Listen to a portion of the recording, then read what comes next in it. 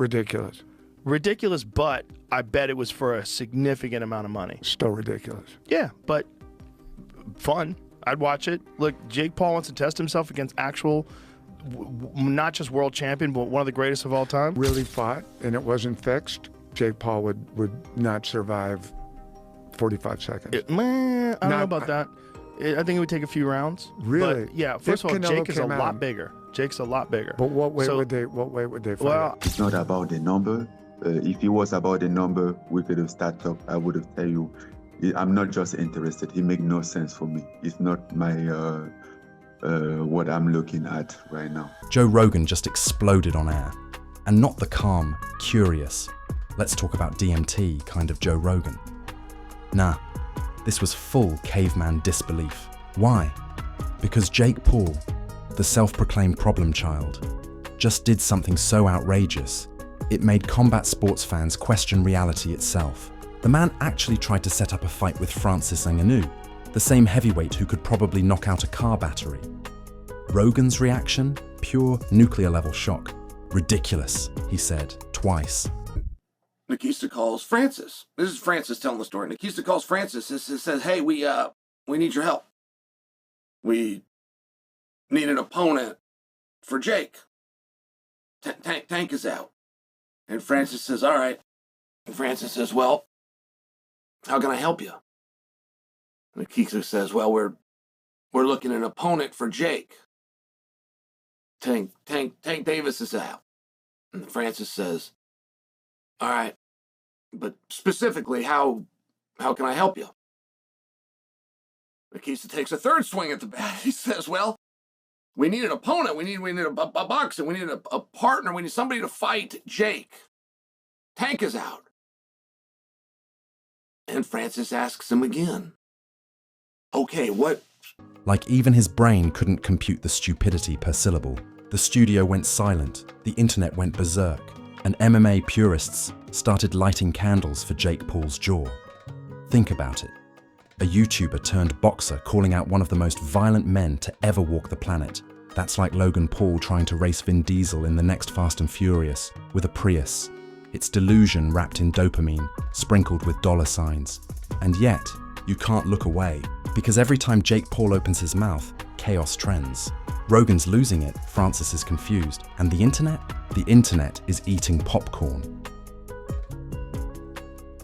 Welcome to the Punch Press, where ego meets uppercut and reality taps out first. When the news first hit the MMA world, everyone thought it was a meme. Jake Paul, the influencer who turned boxing into YouTube's favorite circus, was reportedly trying to fight Francis Ngannou, the same man whose punch has been scientifically compared to getting hit by a small car. You heard that right. Jake didn't call out another retired welterweight, or a fellow YouTuber, or even a washed-up MMA legend. He went straight for the predator himself. And when Joe Rogan heard it, he didn't just roll his eyes, he malfunctioned. On his podcast, Rogan sat there in disbelief, repeating one word like a broken record. Ridiculous. Ridiculous. You could practically hear his brain buffering. Then, like a man who'd just witnessed someone volunteer for a shark attack, Rogan sighed. But I'd watch it. Classic Rogan, horrified, but still ready to grab popcorn. Because on paper, this fight makes less sense than Elon Musk fighting gravity. Jake Paul, 200 pounds of YouTube ambition. Francis Ngannou, 270 pounds of Cameroonian chaos forged in the UFC's furnace. One man sells pay-per-views, the other ends careers. You don't need stats to know how that fight ends. You need paramedics. Rogan's co-host tried to rationalize it. Well, Jake's bigger than Gervonta Davis, he said, as if being taller suddenly equals surviving a nuclear right hand. But Rogan wasn't buying it. He called the matchup borderline reckless and insane. Then he dropped the truth bomb. If it was a real fight, Jake wouldn't survive 45 seconds. That's when the internet collectively lost its mind. The clip of Rogan went viral within hours. Fans started memeing it with countdown timers, comparing Jake's potential KO time to microwave cooking instructions. Jake Paul versus Francis Ngannou, ready in 45 seconds. Even MMA Twitter, which agrees on nothing, united under one statement. Jake Paul has finally lost it. Here's how it all began. Jake was supposed to fight Gervonta Tank Davis, the lightweight wrecking ball, in a high-profile exhibition.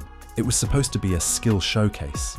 But when Davis's legal issues torpedoed the event, Jake's team scrambled to find a replacement. Out of nowhere, someone, allegedly his advisor Nakisa Badarian, thought, what about Francis Ngannou? And that's when logic left the building. According to Francis himself, his phone started blowing up. Nakisa called, asking if he'd be interested in saving the show. Francis, ever the calm storm, was confused. They told me, we need your help. Tank Davis is out. Jake needs an opponent, he recounted later. I said, how can I help? They said, fight him. I said, fight who? Francis thought it was a prank. At first, I didn't even know they meant Jake Paul, he said. When they clarified, I told them, don't disrespect me like that.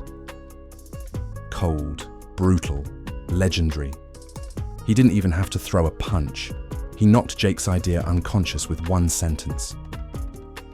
Rogan later laughed about that moment, saying, Francis didn't just say no, he said hell no in 5 languages. But even Rogan admitted, deep down the spectacle would sell. It's ridiculous, he said, but I'd watch it. Because in today's world, combat sports isn't about logic, it's about attention, but not everyone was laughing. Daniel Cormier, another UFC legend, came swinging with a warning. He said flat out, Jake Paul does not want those Francis Ngannou problems. According to Cormier, Jake's overconfidence could literally be dangerous. Francis hits like he's trying to delete you from the internet, he said. Jake doesn't have the chin for that. And he wasn't wrong. Francis Ngannou's fists are weapons of mass destruction. His punch power has been clocked at 96 horsepower. That's equivalent to a small car engine. The man's knuckles could probably break Wi-Fi. Tyson Fury himself, a man built like a tower of steak, barely survived one clean shot. Now imagine Jake Paul, the guy who once boxed Ben Askren, trying to survive that. Even Michael Bisping chimed in, pointing out the absurdity. You go from fighting Gervonta Davis, a lightweight, to Francis Ngannou. That's like skipping chess and trying to play Russian roulette. He laughed but admitted he'd still tune in, because deep down, the chaos is addictive. Meanwhile, Francis stood his ground. He said money wasn't the issue, it was respect. If it was about the number, I would have said yes already, he told reporters. But it makes no sense for me. It's not what I'm looking at right now. Translation: I don't fight for clout. I fight for legacy. Still, Jake's team didn't back down. They floated numbers, sent follow-ups, and tried to pitch it as the ultimate crossover. MMA versus YouTube, legacy versus algorithm, fists versus followers. But the gap between those worlds is too wide. You can't trend your way out of a left hook from Francis Ngannou. As the headlines spread, sports commentators went feral. ESPN, TMZ Sports, The Mirror. Every outlet ran the story like it was the end of civilization. Jake Paul challenges Francis Ngannou. Francis laughs off offer. Joe Rogan calls Jake crazy. It was like a viral snowball rolling downhill, flattening common sense on its way to the top. Fans began editing fake posters for the Paul vs. Ngannou fight. Jake's smiling face next to Francis's death stare. Tagline: one will talk, one will punch. Twitter threads turned into fantasy fight simulations. Some even ran the matchup on AI boxing games, and the results were consistent. Jake didn't make it out of round 1 in any version of reality. And yet, amid all the ridicule, one uncomfortable truth lingered. Jake had everyone talking again. Like him or not, the man understands modern hype better than any promoter alive. You might call him delusional, but he's built an empire on outrage. Every ridiculous move gets him trending. Every impossible matchup prints money. So when Joe Rogan said, I'd still watch it, he wasn't endorsing Jake's sanity. He was admitting something we all know. In the circus of combat sports, insanity sells better than discipline. The question wasn't whether Jake could survive Ngannou's punch. We all know the answer to that. The real question was, how far will Jake Paul go to stay relevant? Because at this point, the man doesn't just flirt with danger, he's trying to date it. And if this was just the opening act, the internet hadn't seen anything yet. By the time Joe Rogan's podcast clip hit social media, the internet had officially melted down. The idea of Jake Paul fighting Francis Ngannou spread faster than a TikTok rumor about aliens. Every platform, Twitter, YouTube, Instagram, Reddit, became a digital boxing ring, and the opinions flew harder than Francis's uppercut. Some people said Jake Paul had finally gone full main character syndrome. Others called it the greatest marketing ploy since Mayweather fought a YouTuber in a Gucci robe. Either way, everyone was talking, and that's exactly how Jake likes it. Joe Rogan couldn't stay calm about it for long. In his next podcast, he unpacked the insanity again, practically shouting into the mic. "Francis Ngannou is not a human you call out for fun," Rogan barked. "That man hits like Thor swinging a refrigerator." Jamie barely managed to get a word in while Rogan kept doubling down, shaking his head like a disappointed sensei watching his student challenge a lion with a Nerf gun. Meanwhile, the MMA community assembled like the Avengers of disbelief. Daniel Cormier jumped back into the mix, warning Jake that this wasn't WWE drama. This was career suicide with gloves on. "You can't cloud chase Francis Ngannou," Cormier said. "You don't chase a tank when you're armed with a water pistol." Even Chael Sonnen, king of trash talk, couldn't resist the chaos. He admitted it'd be a fun circus fight, but followed it with the verbal KO. If Tyson Fury, an actual heavyweight champion, barely survived a shot from Francis, what do you think's gonna happen to Jake? Francis only needs one, just one, and Jake's influencer career becomes a memorial montage. Michael Bisping, always ready with sarcasm sharper than a left hook, said it best. So you go from Gervonta Davis, who's about as tall as a countertop, to Francis Ngannou, who looks like he was sculpted by God after a bad breakup. What's next, Jake? You fighting Godzilla on pay-per-view? Even Jake's fans started to sweat. Memes flooded in. Jake Paul wearing full medieval armor. Jake Paul training inside a panic room. Jake Paul asking Siri how to survive a heavyweight punch. 1. Viral TikTok edited Rogan's ridiculous rant over dramatic music while showing Jake's highlight reel. It was equal parts hype and obituary. Then Francis decided to speak again, and his calmness made it even scarier. Speak again, and his calmness made it even scarier. On a French talk show, he smirked when asked about Jake. "They say Jake wants to fight me," he said. "But for what? Does he want to live dangerously? Because I can help him with that." The audience laughed nervously. Francis didn't. That quote went viral instantly. Someone clipped it with the caption, "Francis Ngannou, the man who doesn't do jokes." And just like that, the internet's clown show took a darker turn. Boxing analysts joined the pile-on. Tim Bradley called the entire situation a billionaire's brain freeze. He said, "Jake's team is so obsessed with headlines they forgot about hospitals." Bradley went in on the numbers. 40 million in promotional damage lost after Gervonta's cancellation, wasted press tours, ruined contracts, and sponsors pulling out faster than Jake's sparring partners. "That's not strategy," Bradley snapped. "That's rookie chaos disguised as confidence." Even promoters started leaking inside info, claiming Francis's camp did get a call from Jake's team and turned it down in record time. The rumor mill said Francis's response was basically, "Thanks, but I like living." And while all this insanity brewed, social media went nuclear. The memes evolved from funny to fatalistic. Fan accounts started posting "RIP Jake Paul, future tense." Someone even made a GoFundMe titled "Help Jake Buy a Helmet." Twitter Spaces turned into digital therapy groups. "Why does Jake keep trying to die for views?" one fan asked. Another replied, "Because it works. But there's the twist. It did work." The same outrage that made fans panic also made them tune in. Jake Paul's mentions hit all-time highs. His training clips started trending again.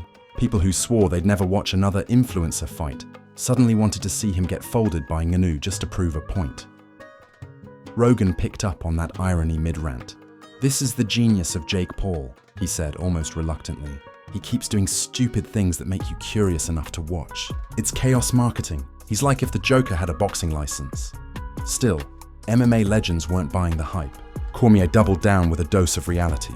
If Jake thinks he can survive 3 rounds with Francis, he'd better start filming his last vlog. Then, in true DC fashion, he cracked a grin. "But hey, it'll sell out faster than any UFC card this year." By now, Francis had become the internet's spirit animal. Clips of him punching heavy bags labeled "Jake's confidence" racked up millions of views. Everyone had turned the potential fight into a running joke. A mythical mismatch that lived somewhere between curiosity and catastrophe. Even retired fighters like Anderson Silva chimed in, saying Jake is brave, maybe too brave. There's a thin line between ambition and amnesia. The audience laughed, but nobody disagreed. To make it worse, or better, depending on your love of chaos, Jake doubled down. On Instagram, he posted a photo of Francis with the caption, "Biggest fight in the world. Let's do it." The comment section became a digital war zone. Fans begged him to stop. Others cheered him on like a gladiator walking into fire. Rogan saw that post live on air and just started laughing. "He's either the bravest man in boxing or the dumbest man on the internet," Rogan said. "Either way, I respect the hustle. But if Francis hits him once, that's not a knockout. That's an obituary." At this point, the line between reality and satire was gone. The idea of the fight was more entertaining than any actual match. The spectacle was the sport. Because in today's fight game, the most dangerous weapon isn't a punch, it's a post. And Jake Paul just proved he knows how to land both. But behind the laughter, a bigger question started to emerge. Was Jake really chasing glory, or just gambling with his own relevance? Because as the chaos spread, one thing became painfully clear. Francis Ngannou didn't need this fight. Jake Paul did. By the time the dust settled, Jake Paul's wild stunt had gone from headline gold to cautionary tale. What started as a fun little idea, calling out Francis Ngannou, had spiraled into a masterclass on what happens when marketing genius collides with actual danger. The internet wasn't just laughing anymore. They were watching like scientists studying a lab explosion. Fascinated, horrified, and slightly impressed. The sports world had reached a unanimous verdict. Jake Paul had officially lost his mind. Even Francis seemed confused. In an interview days later, he said calmly, "I don't know why he said that. Maybe he was joking. Maybe he wasn't. Either way, I'm not fighting children."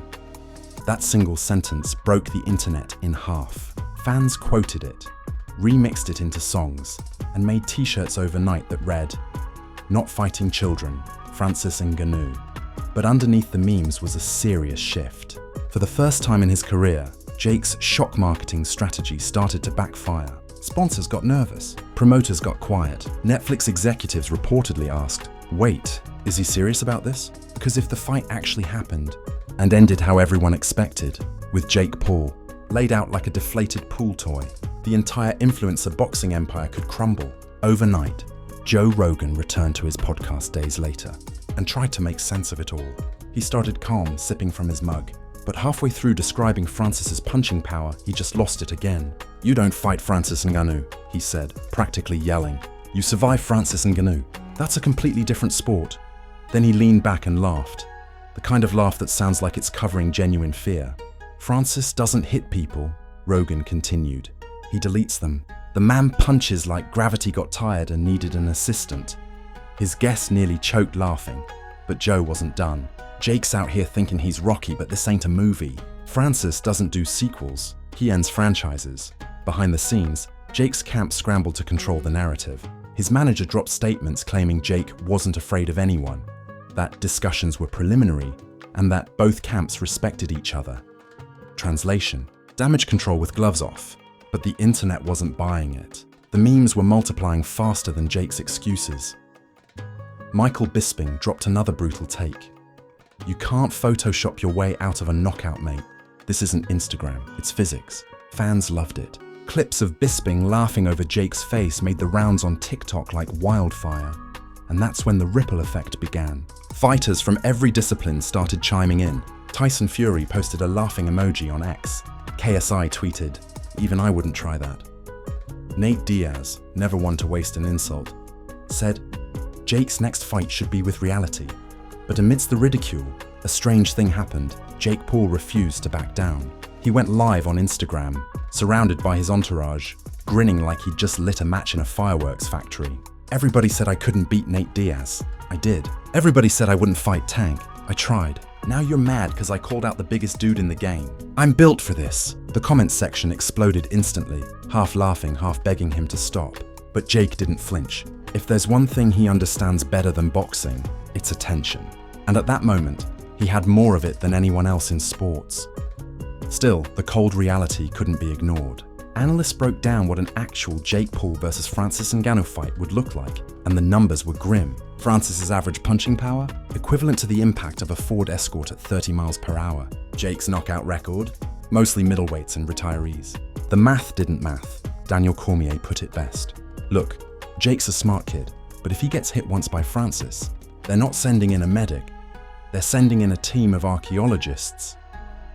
The crowd laughed, but everyone knew it wasn't a joke. As weeks went by, the hype cooled. Not because people stopped caring, but because reality started to sink in. The crossover era of influencer boxing had always been built on spectacle, but this time, the spectacle flirted with self-destruction.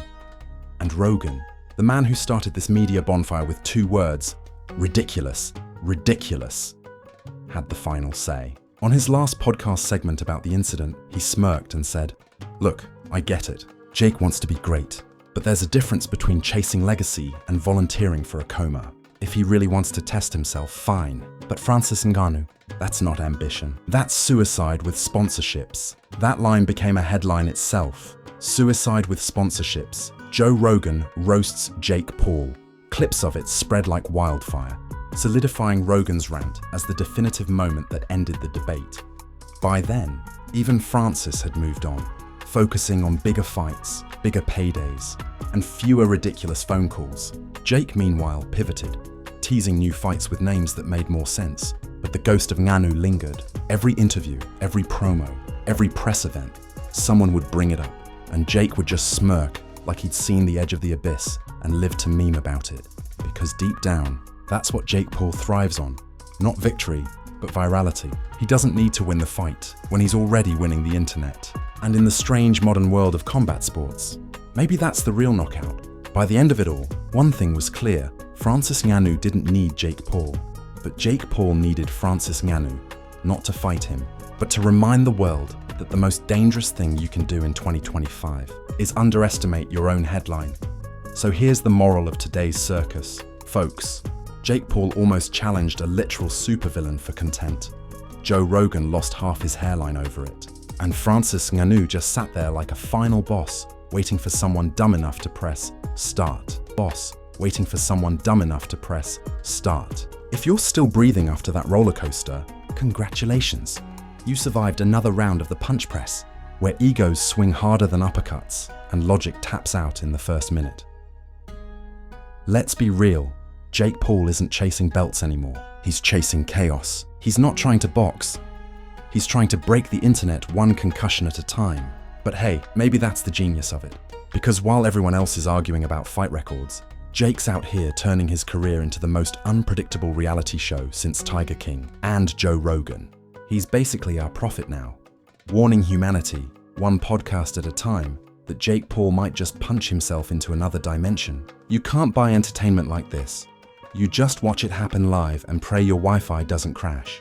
So, before the next headline drops, before Jake calls out the entire Avengers lineup for a pay-per-view in space, do yourself a favor.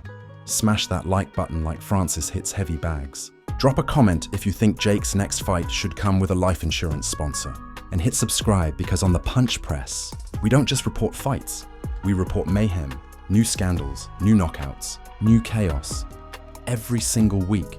Because in the fight world of 2025, it's not about who wins in the ring, it's about who survives the trend. Stay tuned, stay savage, and remember, here at the Punch Press, we punch back harder.